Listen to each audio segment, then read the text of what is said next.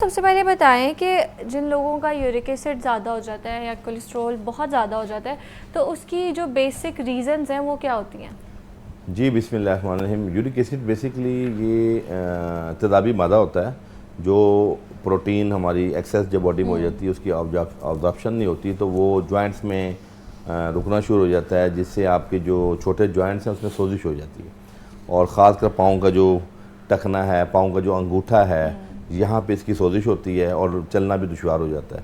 और दूसरा बहुत ज़्यादा ये अगर मसला यूरिक एसिड आपकी बॉडी में ज़्यादा रहना शुरू हो जाए तो बड़े जोड़ भी मुतासिर होते हैं और फिर आपकी यूटीआई इन्फेक्शन होती है। और फिर इसके क्रिस्टल जो है ना वो हार्ट के लिए भी आपको, अगर बहुत ज़्यादा कॉम्प्लिकेशन में अगर आप चले जाएँ तो हार्ट के लिए भी बहुत मुतासिर, यानी हार्ट को भी मुतासिर करते हैं। और ये ज़्यादा जो लोग बसियारखोरी के साथ साथ जो गोश्त बहुत खाते हैं, हर सब्ज़ी के साथ, हर दाल के साथ, और वैसे भी गोश्त के जो शौकीन हैं उनमें ज़्यादा इशू होता है। और दूसरा ये जो हमारे यहाँ नान चनों का ट्रेंड है, चने जो हैं उससे भी यूरिक एसिड बहुत बढ़ता है। माछ की दाल, चने की दाल, पालक, साग, केचप, मायोनीज़, ये वो तमाम चीज़ें हैं जो यूरिक एसिड बढ़ाने का असबाब है। ठीक है, अच्छा ये बताएं कि कौन से अर्ली सिम्टम्स होते हैं या कैसे पता चलता है। और अक्सर लोग कहते हैं कि उनका कोलेस्ट्रॉल और यूरिक एसिड उन दोनों को एक साथ इसका मसला हो जाता है।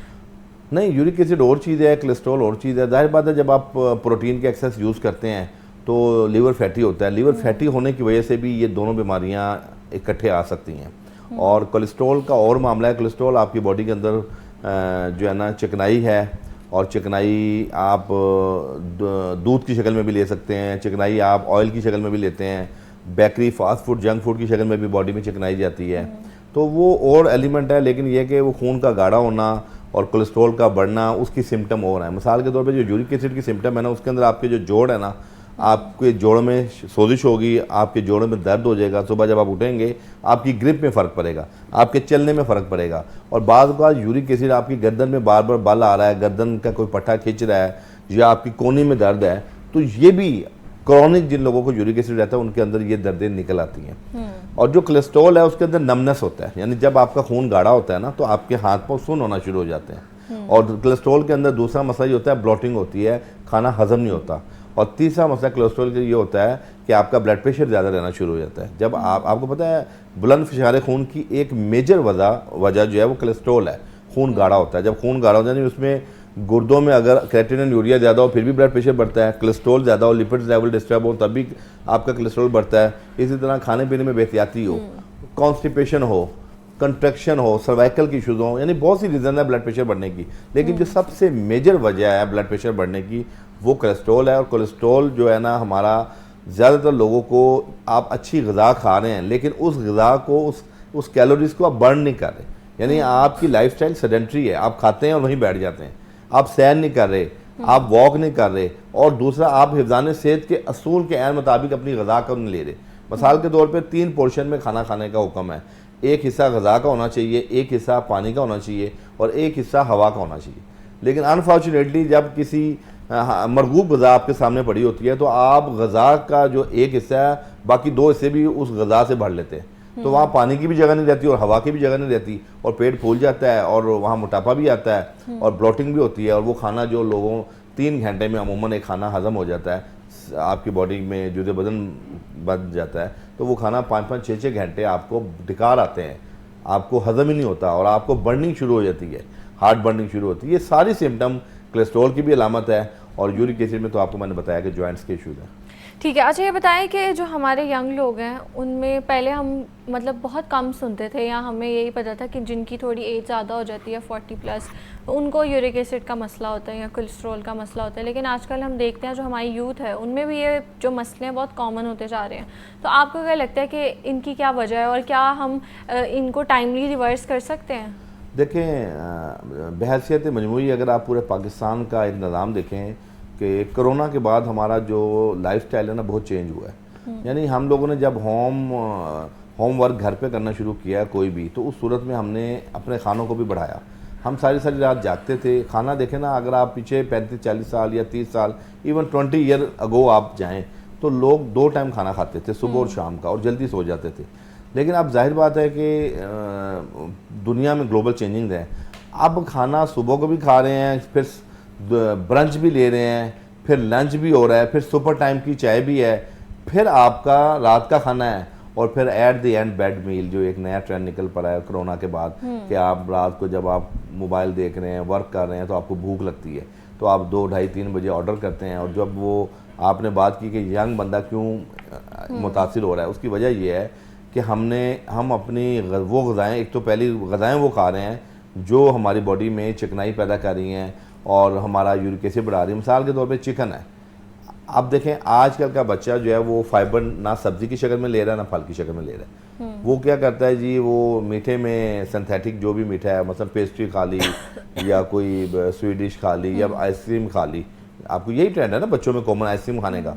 अब ये सारी सिंथेटिक चीज़ें हैं, ये वो मीठा नहीं है जो आपको जुदे बदन बनेगा या मीठा खाने से आपका खाना हजम होगा। वो मीठे वो होते थे कि खाने के बाद अगर आपने खजूर खाई है, खाने के बाद अगर आपने कोई अपना सूजी का हलवा खाया है, खाने के बाद अगर आपने कोई घर में बनी हुई कोई शरीनी खाई है जो खीर की शक्ल में है, फिरनी की शक्ल में है, ये वो कुदरती चीज़ें होती हैं जो आपको वो आपके खाने को हजम भी करती हैं। लेकिन हमारे यहाँ आजकल का नौजवान पेस्ट्री खा लेता है, आजकल का नौजवान आइसक्रीम खा लेते हैं, ये सिंथेटिक चीज़ें हैं। दूसरा हमारा लाइफस्टाइल ये है कि जब आप रात को जागते हैं लेट नाइट और सुबह को सोते हैं, चूँकि अल्लाह पाक ने रात आराम के लिए बनाई है, दिन काम के लिए बनाया, लेकिन हम लोग चूँकि उल्टी गंगा चला रहे हैं, रात को जागने से भी हमारी बॉडी के अंदर फैटी लीवर के मसाइल, हार्मोन्स के मसाइल, स्ट्रेस के मसाइल, और आपको मज़े की बात बताऊं कि ये वो बीमारियां जो मेटाबॉलिक सिंड्रोम की हैं, जिसका ताल्लुक डायरेक्ट हमारे स्ट्रेस के साथ है। हमारा नौजवान आजकल का इतना परेशान है, वो अपना, आप देखिए मैट्रिक का पेपर होता है, वो बच्चे जो कभी फिक्र नहीं ज़्यादा करते थे, पढ़ते ज़रूर थे, लायक होते थे, लेकिन इतना कंपटीशन हो गया कि बच्चा डिप्रेशन में जाना शुरू हो जाता है कि मेरा साथ वाला अगर मुझसे ज़्यादा नंबर 1 ले लेगा, जब मेरा फलानी जगह दाखिला ना हुआ GC कॉलेज में या किसी भी जगह, वो इस चीज़ का इतना डिप्रेशन लेता है कि वो बीमार हो जाता है। तो हमारे यहाँ बच्चों के अंदर अब वो सलाहियत भी नहीं रही कि बच्चा किसी चीज़ को खंदा पेशानी के साथ कबूल कर सके, और उसके असाब इतने कमज़ोर हैं कि उसकी कुव्वत बर्दाश्त कमज़ोर हो गई है। तीसरा जो अहम चीज़ है कि lack of exercise, lack of exercise में हमारी इनडोर एक्टिविटीज़ बढ़ गई है, आउटडोर एक्टिविटीज़ खत्म हो गई है। बिल्कुल ऐसे ना ही है। क्रिकेट खेल रहे हैं, ना बैडमिंटन खेल रहे हैं, अब बच्चा मोबाइल के ऊपर ही तमाम एक्टिविटीज़ कर रहा है, वहाँ हमारी फिजिकल स्टिमुलेंट खत्म हो गई है और हमारी बॉडी स्टक होकर रह गई है, वहाँ बीमारियों ने हमें घेर लिया है। बिल्कुल ऐसे ही है। कॉलर है मेरे साथ। अस्सलाम वालेकुम शहजाद। वालेकुम सलाम।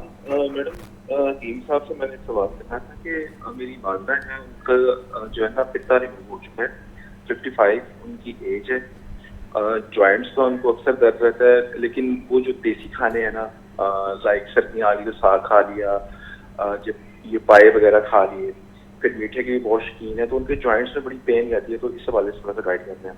ठीक है जी मोहतरम शहजाद साहब, आपने बताया कि वालदा का पित्ता निकल आया, उसके बाद वो कोई भी चीज़ खाती है तो पेट ख़राब हो जाता है। देखिए कॉमन सेंस की बात है कि अल्लाह पाक ने जो पित्ता बनाया था ना, वो हमारी बॉडी में जो बाइल बनता है ना, उसका स्टोर था। यानी हमारे घर में अगर कोई अजाफी चीज़ है ना, तो हम एक स्टोर बनाते हैं कि हम वो चीज़ें वहाँ रखते हैं। आपने स्टोर ख़त्म कर दिया तो वो जो अजाफी चीज़ें वो हमारे कमरों में आएंगी और बेतरतीबी हो जाएगी। तो यही है कि आपका लीवर सफरा बना रहा है, अब वो सफ़र के लिए जगह नहीं है, वो सफ़रे ने डायरेक्ट आंतों में गिरना है या आपकी बॉडी में एक्सेस आना है, तो उसने क्या करना है, पेट भी ख़राब करना है, एसिडिटी भी करनी है और ब्लॉटिंग भी करनी है और खाने में बहुत से मसाइल पैदा करने हैं।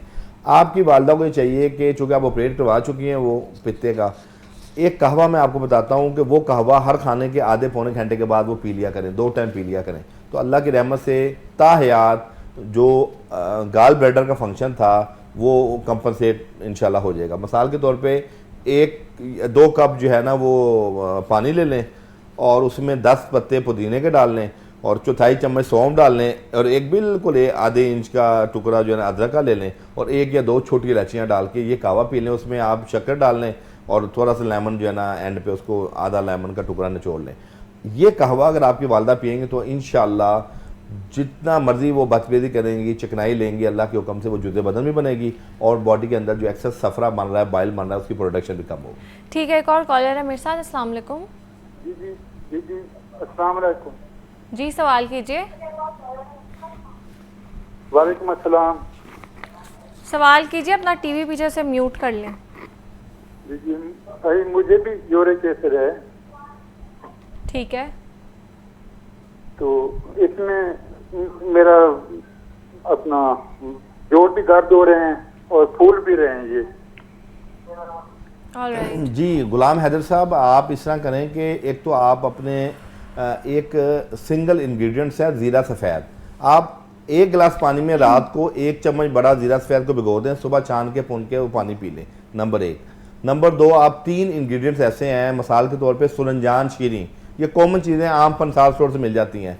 सुरंजान शीरी और ज़ीरा सफ़ेद और ये जंजबील सुंड, जिसको आप अदरक को हम अरबी में जंजबील कहते हैं और सुंड भी कहते हैं, ये 3 अज्जा को हम वज़न ले लें, एक एक चटांग, और पिसवा लें।